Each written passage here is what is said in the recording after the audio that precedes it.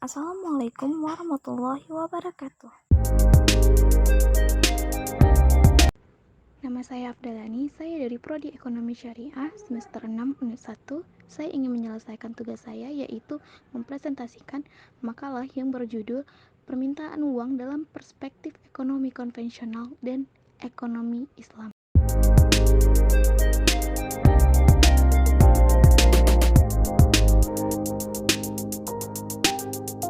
Pengertian permintaan uang.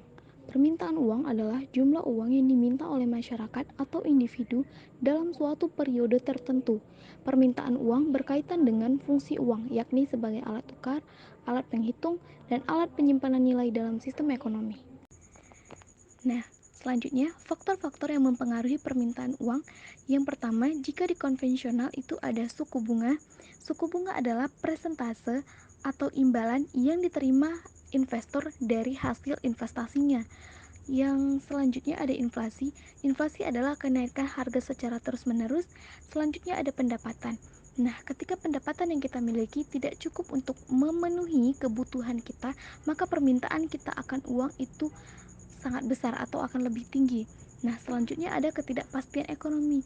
Nah, ketidakpastian ekonomi ini meliputi berbagai aspek ekonomi, yakni inflasi, tingkat suku bunga, nilai tukar, dan tingkat pengangguran dan kondisi pasar. Nah, di dalam Islam, faktor yang mempengaruhi yang pertama yaitu ada pendapatan, yang kedua ada kebutuhan. Nah, di dalam Islam sendiri kita dituntut untuk lebih memenuhi kebutuhan kita dulu daripada keinginan kita. Nah, selanjutnya ada inflasi, selanjutnya ada zakat. Nah, zakat ini untuk apa? Zakat ini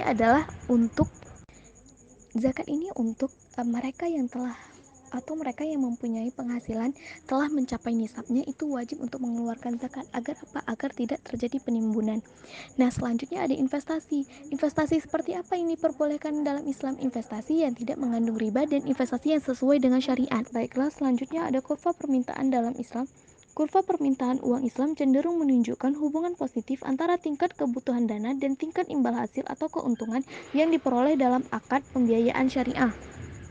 Selanjutnya ada kurva permintaan konvensional, yakni semakin rendah tingkat suku bunga maka akan semakin banyak orang memegang uang dengan tujuan spekulasi.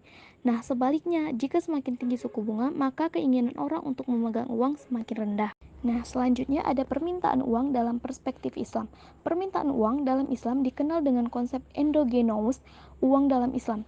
Teori endogenous dalam Islam dapat diartikan bahwa keberadaan uang pada dasarnya adalah sebagai bentuk atau cerminan dari jumlah transaksi yang dilakukan oleh masyarakat dalam sektor real. Teori ini menghubungkan dan tidak memisahkan antara pertumbuhan uang di sektor moneter dengan pertumbuhan nilai tambah uang di sektor real.